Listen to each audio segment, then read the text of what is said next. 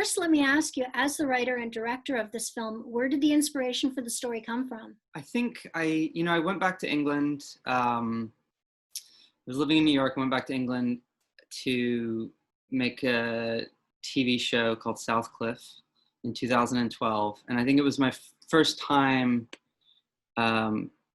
being back there since I was a kid. I lived in England as a kid. And so that's probably where it started. I can't really remember exactly what the first inspiration was for it, but I thought a lot about moving between the two countries, and especially at that time when the two countries felt very different. I mean, the atmosphere between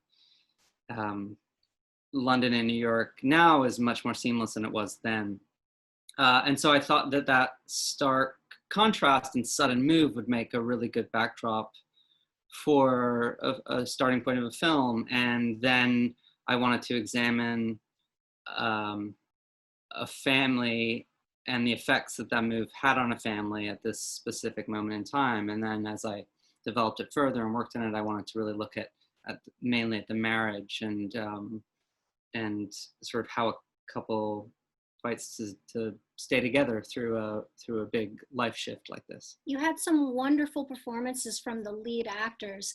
Did you write the script with anyone in particular in mind? No, I didn't. I tried to, and I tried to not in general. I mean, I really like to try to create the characters and not have anyone in mind, and really let them come to life on their own. But when I do have someone, when I do bring someone on, I very much when I hand the script over to them, I feel like I'm handing them the character and it's now theirs. And so, with Jude and Carrie, both, it was handing over these creations of mine, and then they both brought such amazing energy and individual personal things of their own to them. There's a storyline about Allison, played by Carrie Coon, and her involvement in the equine industry. Do you have a background with horses, or did you need to do research into that world? Yeah, I have a bit of a background. As a kid, I spent time around horses, working on farms, and so yeah, I've spent some of my childhood was spent in that environment. And also, and for Carrie too, it was something that she had a bit of experience with too, but then in a part of her build up for the film, she really trained and learned how to ride. She looked great. She totally looked like a rider in a coat. Yeah, she was great. In the States, the Humane Society oversees animal participation in movies. What is the equivalent in Britain and Canada where this was filmed? Actually, not sure. I mean, the people that we used were great, and I mean, some of the best.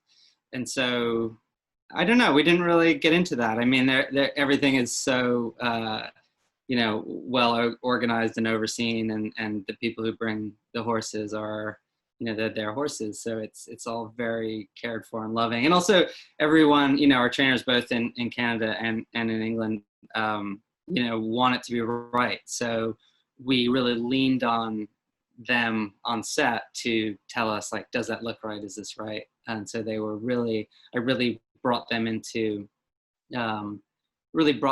the scenes to really get the authenticity. Now, you were born in Canada. What part of Canada, and what age were you when you moved to Britain? I was born in British Columbia, and I think we moved when I was about 3 or 4. So what experiences did you have living in Britain that might have inspired any part of this movie? I think mostly just the feel of the land and the time, and it was something that I experienced when I went back to shoot Southcliffe, that there was a sort of smell and a feel to the air, and it's in you, right? Like, as a child, you spend time in a place and there's a real comfort to what that place feels like, and it's really just the atmosphere. And so I think, finding this house in the countryside and like just being in the grass and being in the field and just knowing what that felt like as a kid was a big part of wanting to get back to that and explore that. That really came across on the film. I just been to Britain last year, and I miss it. It's just such a beautiful place, and the buildings and the architecture are amazing. Yeah, I love it.